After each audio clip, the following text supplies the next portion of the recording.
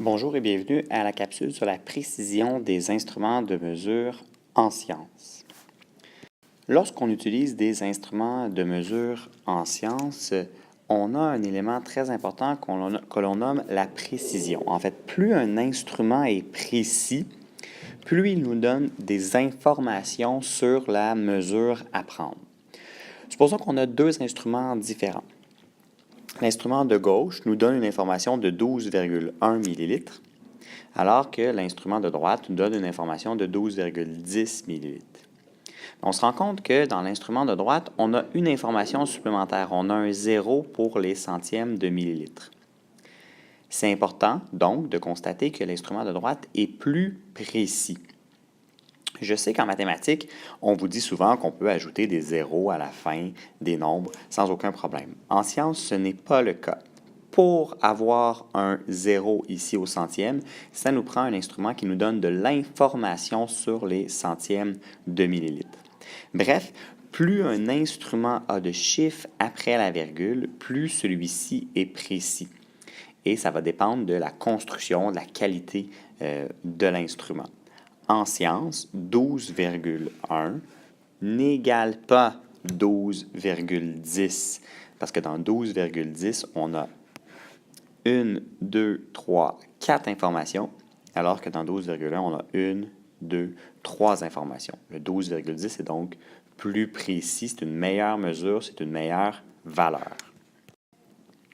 Comment fait-on pour trouver la précision d'un instrument? Ça se complique un peu. Pour trouver la précision de l'instrument, on va d'abord trouver quel est le plus petit bond sur l'instrument. Donc ici, vous constatez, vous avez un cylindre gradué avec donc des graduations et on constate que chaque petit bond correspond à 1 ml. Donc on a 10, 11, 12, 13, 14, 15. Donc on trouve d'abord quel est le plus petit bond. Donc plus petit bond, dans ce cas-ci, est égal à 1 ml. Deuxièmement, on applique une formule mathématique. On va diviser le plus petit bond par 2. Toujours. C'est une formule qu'on doit appliquer tout simplement. Et ça va nous donner 0,5 ml. Finalement, pour trouver la précision, on observe le nombre de chiffres après la virgule dans la réponse de notre division ici. Donc là, nous avons un chiffre après la virgule, alors notre instrument de mesure nous donne un chiffre après la virgule de précision. Il va y avoir les dizaines, les unités, les dixièmes et l'unité de mesure.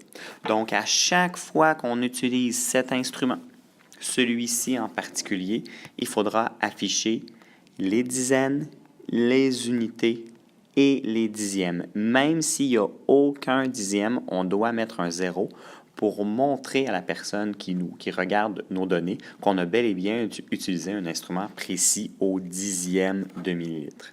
Si jamais il n'y a aucune dizaine, ça, on n'est pas obligé de le mettre, mais les dixièmes, nécessairement, on est obligé de le mettre.